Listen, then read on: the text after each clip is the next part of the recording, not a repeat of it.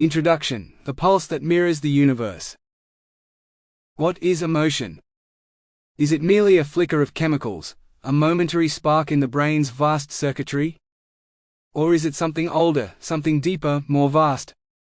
What if emotion is the pulse beneath all things? The silent rhythm that moves through stars and cells alike. A force that binds us, breaks us, and ultimately becomes us? This is a journey into the hidden geometry of feeling, where love is not just a word or a whisper, but a cosmic principle, a reflective pulse echoing through the chambers of mind, body, and universe. From the quiet bond between mother and child, to the shimmering fields of galaxies spinning in the dark, emotion weaves a thread, connecting self to other, heart to cosmos, moment to eternity.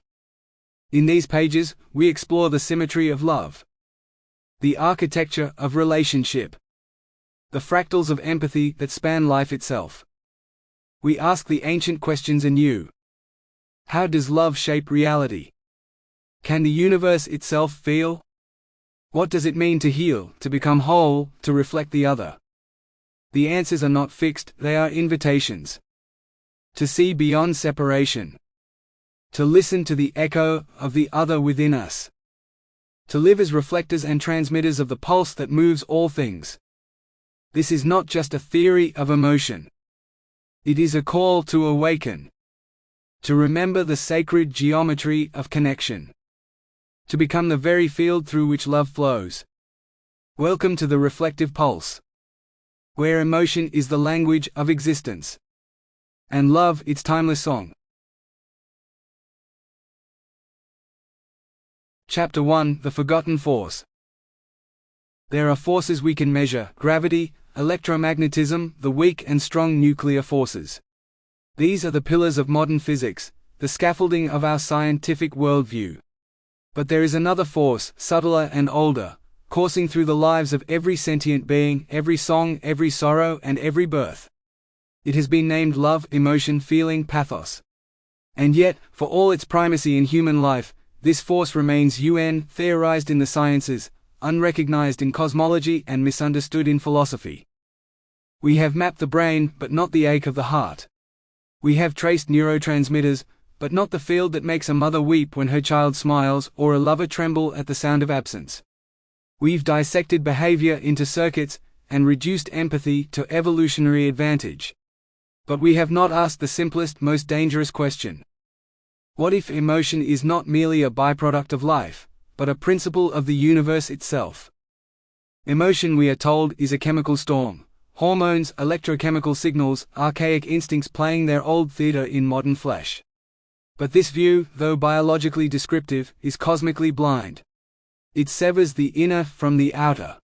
It claims that feeling is confined within the cranium, tethered to survival, and ultimately irrelevant to the laws that govern galaxies and gravity.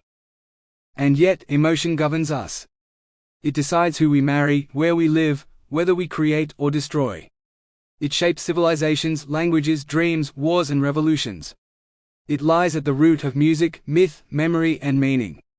If science ignores it, it is not because it is unimportant, but because it is unquantified. This book proposes something different. That emotion is not secondary to intelligence or matter, but primary, a hidden field, a reflective pulse woven into the very architecture of reality. Not merely reaction, but relation. Not only sensation, but structure. A field forgotten by physics. In the early 20th century, physicists dismantled the mechanical universe and replaced it with fields: electromagnetic, gravitational, quantum. These fields are not made of matter, rather, matter emerges from them. A field is a kind of presence, a tension across space that produces real effects even in apparent emptiness. So why not an emotional field? What if emotion, like gravity, is a binding force?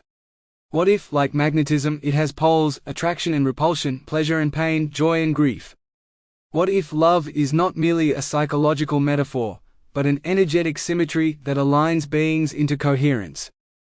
Perhaps the failure to perceive emotion as a real force stems from its subjectivity.